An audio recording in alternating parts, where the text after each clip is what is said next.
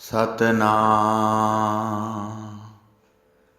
ਸ਼੍ਰੀ ਵਾਹਿਗੁਰੂ ਸਾਹਿਬ JIO.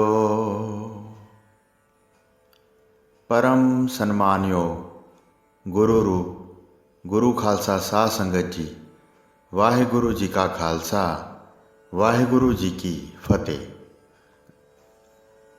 12 वरे गर्भासवस जमदे ही सुख लई उदासी, माया विच अतीत होए मनहठ बुद्ध ना बंद खलासी। सुखदेव का शब्दी अर्थ है तोता।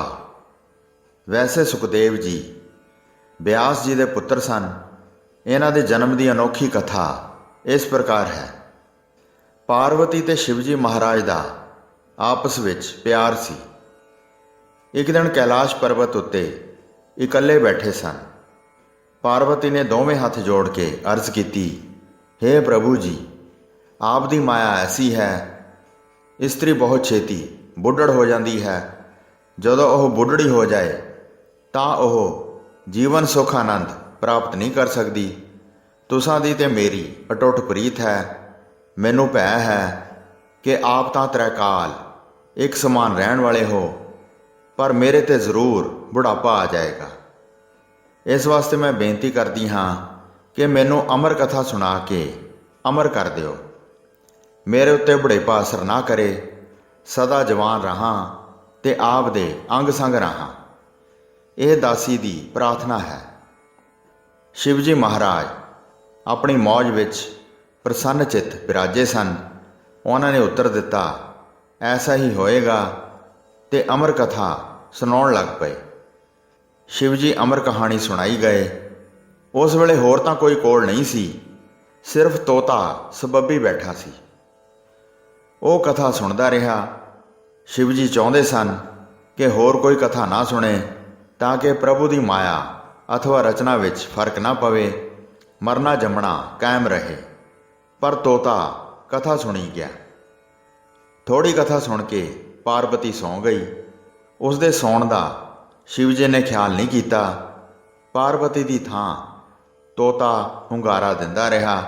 जदों कथा समाप्त हुई तां शिव जी हैरान सी कि पार्वती तां सुत्ती सी, फिर हुंगारा कौन दिंदा रहा। शिव जी ने वेख्या तां पता लगा कथा तां तोते ने सुन ली सी। शिव जी तोते नूं मारन वास्ते उठ खलोते।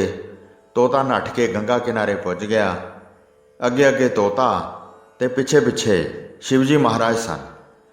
तोता ना मरिया ते उड़दा उड़दा व्यास जी के आश्रम विच आ गया। व्यास ऋषि की धर्म पत्नी ऋतु इशनान करके पवित्र कुख सी। अमर कथा सुन के तोता अमर ते त्रैकालदर्शी हो चुकिया सी। उसने शिव जी की क्रोपी तो बचण लई हवा का रूप धारण किया ते व्यास की पत्नी के गर्भ विच वास कर लिया। ये वेख के शिव जी ने आश्रम अगे धरना मार लिया, जदों तोता बच्चे के रूप विच बाहर आएगा तां उसनूं मार दियांगा। पर तोता मात गर्भ विच 12 साल अंदर ही भगती करता रहा। 12 साल बीत गए। व्यास की पत्नी बहुत तंग हुई। उसने अपने पति ते परमात्मा अगे बेनती की, तरला लिया कि उसके हड्ड सौखे कर दिते जाण। परमात्मा नूं दया आई। सुखदेव भगती करता सी। भगती करदियां होया देख के परमात्मा ने उसनूं आख्या कि हे सुखदेव, हुण तू बाहर आ जा, शिव जी तैनूं मार नहीं सकेगा। सुखदेव ने कहा, हे प्रभु जी, जे मैं बाहर आ गया तो माया का परछावां पवेगा। उस परछावे ने मैनू भजन नहीं करन देना। शिव जी ने भी हठ नहीं छड्डना। उस वेले परमात्मा ने भाख्या की, ये नहीं हो सकता कि तुसी सदा गर्भ विच रहो।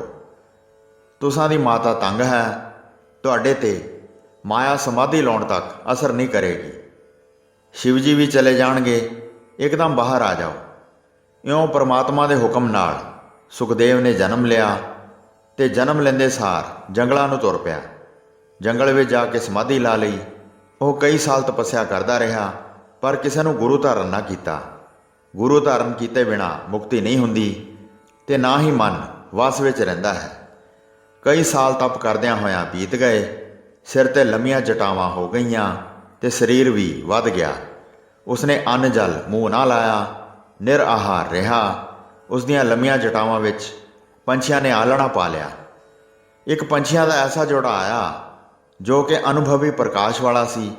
ਇੱਕ ਪੰਛੀ ਨੇ ਦੂਸਰੇ ਨੂੰ ਆਖਿਆ, ਆਪਾਂ ਨੂੰ ਆਲਣਾ ਨਹੀਂ ਸੀ ਪਾਉਣਾ ਚਾਹੀਦਾ। ਦੂਸਰੇ ਨੇ ਕਿਹਾ, ਕਿਉਂ, ਕੀ ਵਿਘਨ ਹੈ? ਪਹਿਲੇ ਨੇ ਕਿਹਾ, ਇਹ ਰਿਖੀ ਤਪੱਸਿਆ ਜ਼ਰੂਰ ਕਰਦਾ ਹੈ, ਪਰ ਹੈ ਨਿਗੋਰਾ। ਨਿਗੋਰੇ ਪੁਰਸ਼ ਕੋਲ ਰਹਿਣਾ ਪਾਪ ਹੁੰਦਾ ਹੈ। ਹੋ ਸਕਦਾ ਹੈ ਇਸ ਪ੍ਰਭਾਵ ਕਰਕੇ ਆਪਾਂ ਨਰਕਾਂ ਨੂੰ ਚਲੇ ਜਾਈਏ। ਬਹੁਤ ਭੁੱਲ ਕੀਤੀ ਹੈ। ਦੂਸਰਾ ਬੋਲਿਆ, ਚਲੋ ਫਿਰ ਉੱਡ ਚੱਲੀਏ, ਇੱਥੇ ਰਹਿਣਾ ਠੀਕ ਨਹੀਂ।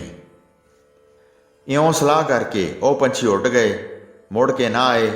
ਤ੍ਰੈਕਾਲਦਰਸ਼ੀ ਸੁਖਦੇਵ ਨੂੰ ਪਤਾ ਲੱਗ ਗਿਆ। ਉਸਨੇ ਸਮਾਧੀ ਖੋਲ੍ਹ ਲਈ ਤੇ ਜੰਗਲ ਵਿੱਚੋਂ ਉੱਠ ਕੇ ਆਪਣੇ ਧਰਮ ਪਿਤਾ ਬਿਆਸ ਜੀ ਦੇ ਆਸ਼ਰਮ ਵਿੱਚ ਪੁੱਜ ਗਿਆ। ਸੁਖਦੇਵ ਨੇ ਆਖਿਆ, ਹੇ ਪਿਤਾ ਜੀ, ਪੰਛੀਆਂ ਨੇ ਆਖਿਆ ਹੈ ਕਿ ਮੈਂ ਨਿਗੋਰਾ ਹਾਂ। ਮੈਨੂੰ ਕੋਈ ਗੁਰੂ ਦੱਸੋ ਜਿਸ ਨੂੰ ਮੈਂ ਧਾਰਨ ਕਰਾਂ। ਪੁੱਤਰ ਦੀ ਗੱਲ ਸੁਣ ਕੇ ਬਿਆਸ ਜੀ ਕੁਝ ਸੋਚੀ ਪਏ। ਅੰਤ ਉਹਨਾਂ ਨੇ ਆਪਣੀ ਰਾਏ ਇਉਂ ਪ੍ਰਗਟ ਕੀਤੀ, ਹੇ ਪੁੱਤਰ, ਰਾਜਾ ਜਨਕ ਤੋਂ ਬਿਨਾਂ ਤੇਰਾ ਕੋਈ ਹੋਰ ਗੁਰੂ ਨਹੀਂ ਹੋ ਸਕਦਾ। ਉਸ ਨੂੰ ਗੁਰੂ ਧਾਰਨ ਕਰ ਲੈ, ਉਹਦੇ ਰਾਜ ਵਿੱਚ ਪੁੱਜ ਜਾ। ਬਾਪ ਦਾ ਹੁਕਮ ਸੁਣ ਕੇ ਸੁਖਦੇਵ ਰਾਜਾ ਜਨਕ ਦੇ ਦਰਬਾਰ ਵਿੱਚ ਪੁੱਜ ਗਿਆ। ਜਦ ਰਾਜ ਮਹਿਲ ਵਿੱਚ ਗਿਆ ਤਾਂ ਕੌਤਕ ਵੇਖ ਕੇ ਹੈਰਾਨ ਹੋ ਗਿਆ। ਉਹ ਕੌਤਕ ਇਹ ਸੀ ਕਿ ਰਾਜਾ ਜਨਕ ਰਾਜ ਮਹਿਲ ਵਿੱਚ ਅਨੋਖੀ ਦਸ਼ਾ ਵਿੱਚ ਖਲੋਤਾ ਸੀ। ਉਸ ਦਾ ਇੱਕ ਪੈਰ ਤਾਂ ਕੜਾਹੇ ਵਿੱਚ ਸੀ ਤੇ ਦੂਸਰਾ ਸੁੰਦਰ ਇਸਤਰੀ ਦੀ ਨੰਗੀ ਛਾਤੀ ਉੱਤੇ ਰੱਖਿਆ ਸੀ। ਇਹ ਕੌਤਕ ਸੀ। ਇਸ ਨੂੰ ਸੁਖਦੇਵ ਨਾ ਸਮਝਿਆ। ਉਹ ਹੈਰਾਨ ਹੋਇਆ ਖਲੋਤਾ ਰਿਹਾ ਤੇ ਮਨ ਵਿੱਚ ਖਿਆਲ ਕਰਦਾ ਰਿਹਾ, ਇਹ ਰਾਜਾ ਕਿਵੇਂ ਮੇਰਾ ਗੁਰੂ ਬਣ ਸਕਦਾ ਹੈ। ਉਸੇ ਵੇਲੇ ਇੱਕ ਹੋਰ ਕੌਤਕ ਹੋਇਆ। ਉਹ ਇਹ ਸੀ ਕਿ ਰਾਜਦੂਤ ਨੇ ਆ ਕੇ ਸੁਨੇਹਾ ਦਿੱਤਾ ਕਿ ਸ਼ਹਿਰ ਵਿੱਚ ਅੱਗ ਲੱਗ ਗਈ ਹੈ, ਬਹੁਤ ਹੀ ਭਿਆਨਕ ਅੱਗ। ਹੌਲੀ ਹੌਲੀ ਖਬਰ ਆਈ ਕਿ ਸ਼ਹਿਰ ਸੜ ਗਿਆ। ਜਿਹੜੀ ਅੱਗ ਹੈ ਉਹ ਮੁੱਖ ਦਰਵਾਜ਼ੇ ਤੱਕ ਪੁੱਜ ਰਹੀ ਹੈ।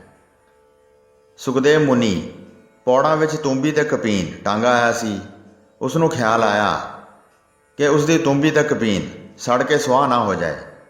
ਉਹ ਨੱਠ ਕੇ ਬਾਹਰ ਨੂੰ ਜਾਣ ਲੱਗਾ ਤਾਂ ਰਾਜਾ ਜਨਕ ਨੇ ਉਸ ਨੂੰ ਆਵਾਜ਼ ਮਾਰੀ। ਉਹ ਖਲੋ ਗਿਆ।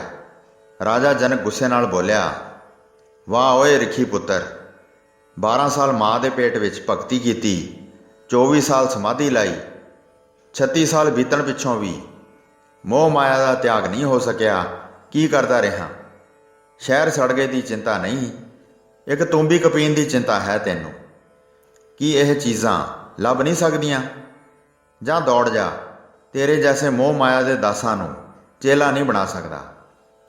ਇਹ ਆ ਕੇ ਰਾਜੇ ਜਨਕ ਨੇ ਉਸ ਨੂੰ ਆਪਣੇ ਮਹਿਲਾਂ ਵਿੱਚੋਂ ਬਾਹਰ ਕੱਢ ਦਿੱਤਾ।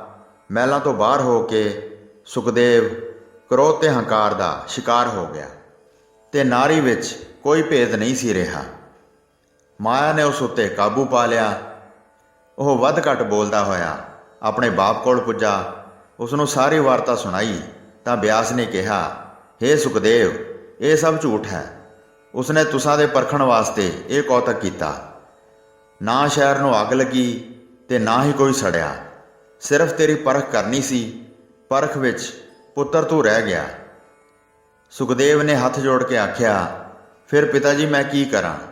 ਹੁਣ ਤਾਂ ਮੈਂ ਵੀ ਸ਼ਰਮਿੰਦਾ ਹਾਂ। ਬਿਆਸ ਨੇ ਕਿਹਾ, ਬੇਟਾ, ਇਹੋ ਤਾਂ ਮਾਇਆ ਦਾ ਅਸਰ ਹੈ। ਇੱਕ ਬਾਪ ਬੱਚੇ ਨੂੰ ਗੁੱਸੇ ਹੋ ਕੇ ਘਰੋਂ ਬਾਹਰ ਕੱਢਦਾ ਹੈ। ਉਹ ਗੁੱਸਾ ਘੜੀ ਪਲ ਲਈ ਹੁੰਦਾ ਹੈ। ਮੁੜ ਜਦੋਂ ਗੁੱਸਾ ਉਤਰਦਾ ਹੈ ਤਾਂ ਬਾਪ ਬੱਚੇ ਨੂੰ ਘਰ ਸੱਦ ਲੈਂਦਾ ਹੈ ਤੇ ਬੱਚਾ ਘਰ ਆ ਜਾਂਦਾ ਹੈ। ਬਾਪ ਬੱਚੇ ਦਾ ਸਦੀਵੀ ਤਿਆਗ ਨਹੀਂ ਹੁੰਦਾ। ਇਸੇ ਤਰ੍ਹਾਂ ਗੁਰੂ ਚੇਲੇ ਦਾ ਸੰਬੰਧ ਹੈ। ਜਾਓ, ਮੁੜ ਉਸਦੇ ਕੋਲ ਫਿਰ ਜਾਓ। ਸੁਖਦੇਵ ਨੇ ਕਿਹਾ, ਜਾਵਾਂ ਕਿਵੇਂ? ਕੋਈ ਰਾਹ ਦੱਸੋ ਮੈਨੂੰ। ਪੁੱਤਰ ਦੀ ਇਹ ਗੱਲ ਸੁਣ ਕੇ ਬਿਆਸ ਨੇ ਕਿਹਾ, ਇਉਂ ਕਰ, ਰਾਜੇ ਦੇ ਮਹਿਲ ਕੋਲ ਚਲਿਆ ਜਾ। ਮਹਿਲ ਦੇ ਪੱਛਮੀ ਪਾਸੇ ਜਾ ਖਲੋ। ਉੱਥੇ ਇੱਕ ਝਰੋਖਾ ਹੈ। ਉਸ ਝਰੋਖੇ ਵਿੱਚੋਂ ਦੀ ਰਾਜਾ ਜਨਕ ਜੂਠੇ ਪੱਤਲ ਸੁੱਟੇਗਾ ਜਿਹੜੇ ਸਾਧੂਆਂ ਨੂੰ ਭੋਜਨ ਖਵਾਉਣ ਦੇ ਹੋਣਗੇ। ਝਰੋਖੇ ਦੇ ਹੇਠਾਂ ਖਲੋਤੇ ਨੂੰ ਆਪੇ ਦੇਖ ਲਵੇਗਾ। ਡਰਨਾ ਨਹੀਂ, ਸ਼ਰਮ ਤੇ ਘਿਰਨਾ ਨਹੀਂ ਕਰਨੀ। ਝਰੋਖੇ ਹੇਠਾਂ ਖਲੋਤੇ ਰਹਿਣਾ। ਭਾਵੇਂ ਝੂਠ ਉੱਪਰ ਡਿੱਗੇ। ਐਸਾ ਕਰਨ ਨਾਲ ਹੀ ਤੈਨੂੰ ਗੁਰੂ ਦਰਸ਼ਨ ਹੋਣਗੇ। ਬਾਪ ਕੋਲੋਂ ਸਿੱਖਿਆ ਲੈ ਕੇ ਸੁਖਦੇਵ ਆਸ਼ਰਮ ਵਿੱਚੋਂ ਚੱਲ ਪਿਆ। ਉਹ ਬਹੁਤ ਤੇਜ਼ੀ ਨਾਲ ਤੁਰਦਾ ਹੋਇਆ ਰਾਜਾ ਜਨਕ ਦੇ ਮਹਿਲਾਂ ਹੇਠ ਪੁੱਜਾ। ਦੱਸੇ ਝਰੋਖੇ ਹੇਠਾਂ ਖਲੋ ਗਿਆ।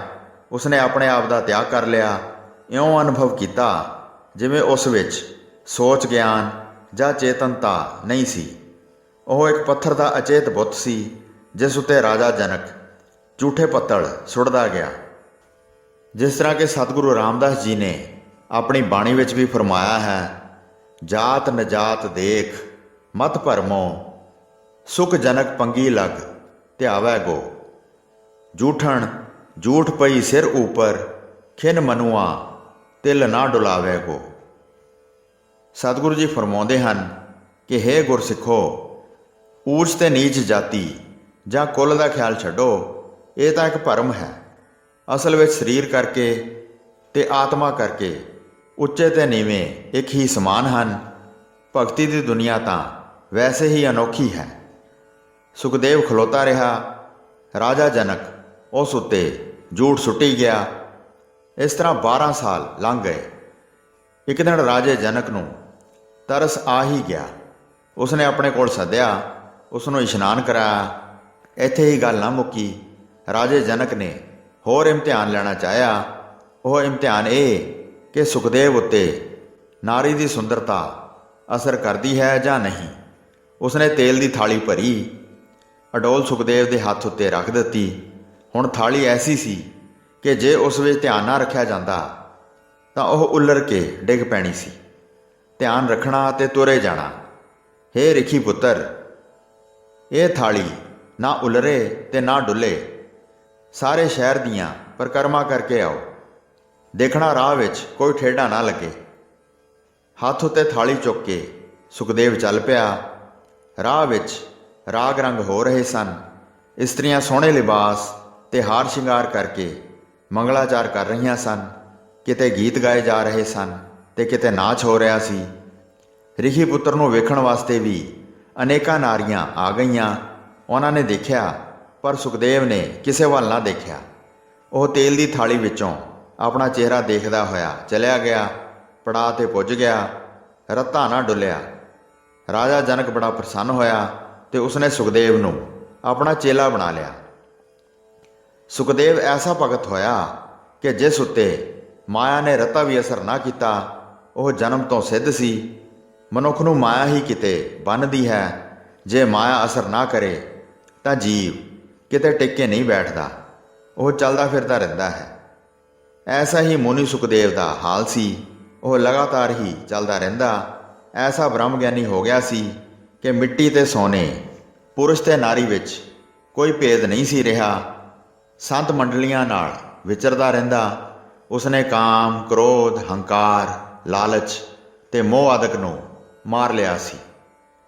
ਇੱਕ ਵਾਰ ਆਖਦੇ ਹਨ, ਪ੍ਰਭੂ ਨੇ ਉਸ ਦੀ ਪਰਖ ਕਰਨੀ ਚਾਹੀ। ਸੰਤ ਮੰਡਲੀ ਨਾਲ ਵਿਚਰਦਾ ਹੋਇਆ ਗੰਗਾ ਦੇ ਕਿਨਾਰੇ ਪੁੱਜਿਆ। ਅੱਗੇ ਇਸਤਰੀਆਂ ਇਸ਼ਨਾਨ ਕਰ ਰਹੀਆਂ ਸਨ। ਇਸਨੇ ਖਿਆਲ ਨਾ ਕੀਤਾ। ਆਪ ਇੱਕ ਪਾਸੇ ਇਸ਼ਨਾਨ ਕਰਨ ਲੱਗ ਪਿਆ। ਇਸ਼ਨਾਨ ਕਰਕੇ ਤੁਰਨ ਲੱਗਾ ਤਾਂ ਇੱਕ ਅਤੀ ਸੁੰਦਰ ਤੇ ਜਵਾਨ ਇਸਤਰੀ ਨਾਚ ਕਰਦੀ ਹੋਈ ਆਈ।